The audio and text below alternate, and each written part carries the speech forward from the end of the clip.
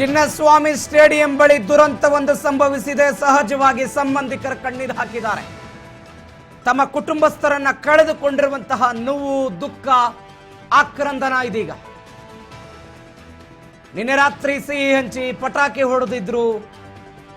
18 ವರ್ಷಗಳ ನಂತರ ನಮ್ಮ ತಂಡ ಗೆದ್ದಿದೆ ಎನ್ನುವಂತಹ ಹರ್ಷೋದ್ಗಾರ ಇತ್ತು.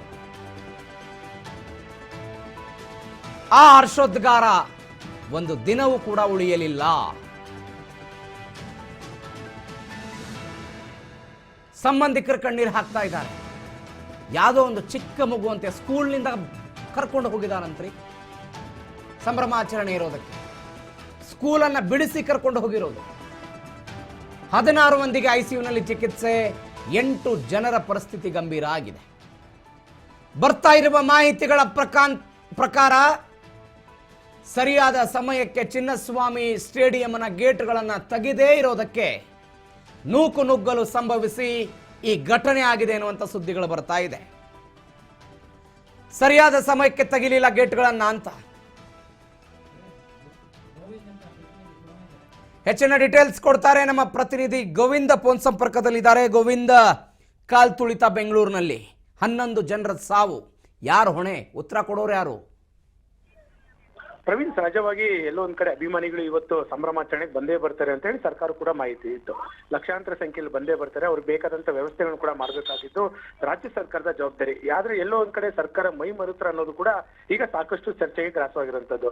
11 ಜನ ಸಾವು ಅಷ್ಟು ಏನು ಸಣ್ಣ ವಿಚಾರ ಅಲ್ಲ. ಯಾಕಂದ್ರೆ ಒಂದು ಏನೋ ಪಂದ್ಯ ಆದಂತ ಸಂದರ್ಭದಲ್ಲಿ ಸುಮಾರು 30,000 ರಿಂದ 40,000 ಜನ ಸ್ಟೇಡಿಯಂ ಸುತ್ತಮುತ್ತ ಬರ್ತಾರೆ. ಅದು ಕೆಪಾಸಿಟಿ ಇರುತ್ತದೆ 35,000 ಜನ. ಆ ಒಂದು ಸಂದರ್ಭದಲ್ಲಿ ಪೊಲೀಸರು ಬಂದಂತ ಜನರನ್ನ ಎಲ್ಲೋ ಒಂದ್ ಕಡೆ ರಕ್ಷಣೆ ಮಾಡ್ತಿದ್ರು, ನಿಯಂತ್ರಣ ಮಾಡ್ತಿದ್ರು. ಆದ್ರೆ ಇವತ್ತು ಕಾರ್ಯಕ್ರಮ ಎಲ್ಲೋ ಒಂದ್ ಕಡೆ ಅರೇಂಜ್ ಮಾಡ್ತಾರೆ. ಸುಮಾರು 1 ಲಕ್ಷಕ್ಕೂ ಹೆಚ್ಚು ಜನರು ಕೂಡ ಬರ್ತಾರೆ. ಒಂದ್ ಕಡೆ ವಿಧಾನಸೌಧದಲ್ಲಿ ಕಾರ್ಯಕ್ರಮ, ಮತ್ತೊಂದು ಕಡೆ ಚಿನ್ನಸ್ವಾಮಿ ಸ್ಟೇಡಿಯಂನಲ್ಲಿ ಕಾರ್ಯಕ್ರಮ.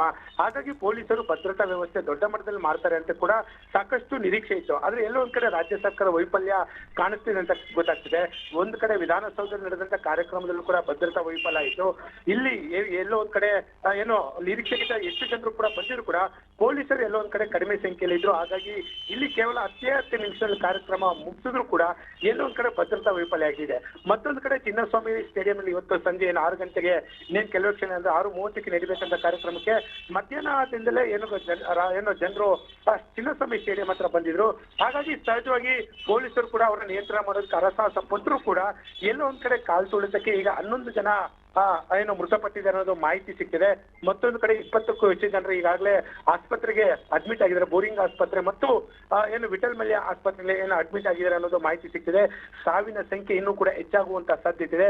ಹಾಗಾಗಿ ಸಹಜವಾಗಿ ಬಿಜೆಪಿ ನಾಯಕರು ಕೂಡ ಇದರ ವಿರುದ್ಧ ತಿರುಗಿದ್ದಾರೆ.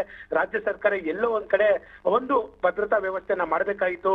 ಪೊಲೀಸರ ಹೆಚ್ಚಿನ ಸಂಖ್ಯೆಯಲ್ಲಿ ಜನರನ್ನು ನಿಯಂತ್ರಣ ಮಾಡೋದಕ್ಕೆ ವ್ಯವಸ್ಥೆ ಮಾಡಬೇಕಾಗಿತ್ತು. ಹಾಗಾಗಿ ಸರ್ಕಾರದ ವೈಫಲ್ಯ ಅಂತೇಳಿ ಬಿಜೆಪಿ ನಾಯಕರು ಈಗ ಕಾಂಗ್ರೆಸ್ ವಿರುದ್ಧ ತಿರುಗಿ ಬಿದ್ದಿದ್ದಾರೆ.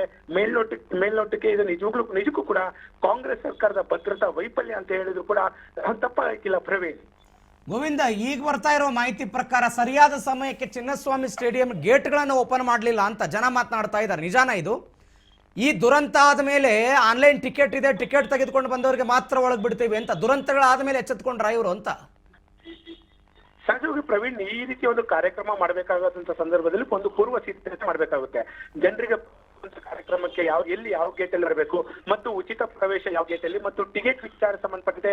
ಯಾಕಂದ್ರೆ ಇವತ್ತು ಮಧ್ಯಾಹ್ನ ಕಾರ್ಯಕ್ರಮ ಅರೇಂಜ್ ವಿಚಾರ ಸಂಬಂಧಪಟ್ಟಂತೆ ಅಧಿಕೃತ ಆಯಿತು. ಆದ್ರೆ ಮಧ್ಯಾಹ್ನದ ವೇಳೆಗೆ ಏನೋ ಕೆಲವೊಂದು ಸಿಬ್ಬಂದಿಗಳು ಹೌದು ಟಿಕೆಟ್ ಕೊಟ್ಟು ಕೆಲವೊಂದ್ ಕಡೆ ಇಲ್ಲ, ಮತ್ತೆ ಉಚಿತವಾಗಿ ಪ್ರವೇಶ ಸ್ಟೇಡಿಯಂ ಒಳಗಡೆ ಅಂತ ಹೇಳಿದ್ರು. ಹಾಗಾಗಿ ಸಲುವಾಗಿ ಹೆಚ್ಚಿನ ಜನರು ನಿರೀಕ್ಷೆ ಮಾಡಿರ್ಲಿಲ್ಲ. ಇನ್ನೂ 2-3 ದಿನ ಬಿಟ್ಟು ಈ ಒಂದು ವಿಜಯೋತ್ಸವನ ಮಾಡಬಹುದಿತ್ತು ಅಂತೇಳಿ ಸಾರ್ವಜನಿಕರು ಕೂಡ ಅಭಿಪ್ರಾಯನ ವ್ಯಕ್ತಪಡಿಸ್ತಾ ಇದ್ದಾರೆ. ಹಾಗಾಗಿ ಇದು ಮೇಲ್ನೋಟಕ್ಕೆ ರಾಜ್ಯ ಸರ್ಕಾರದ ವೈಫಲ್ಯ. ಎಲ್ಲೋ ಒಂದ್ ಕಡೆ ಇಷ್ಟು ಸಂಖ್ಯೆಯಲ್ಲಿ ಬಂದೇ ಬರ್ತಾರೆ ಅಂತ ಹೇಳಿ ಸರ್ಕಾರ ಕೂಡ ಗೊತ್ತಿದ್ರು ಕೂಡ ಎಲ್ಲೋ ಅಗತ್ಯವಾದ ಸ್ಥಳಗಳಲ್ಲಿ ಪೊಲೀಸರ ಒಂದು ನಿಯೋಜನೆ ಮಾಡಿಲ್ಲ. ಭದ್ರತೆ ಇದು ಪೊಲೀಸರ ವೈಫಲ್ಯ ಅಂತ ಕೂಡ ಕಾಣಿಸ್ತಾ ಇದೆ. ಓಕೆ ಗೋವಿಂದ್, ಥ್ಯಾಂಕ್ ಯು ನಿಮ್ಮೆಲ್ಲ ಡೀಟೇಲ್ಸ್ಗೆ.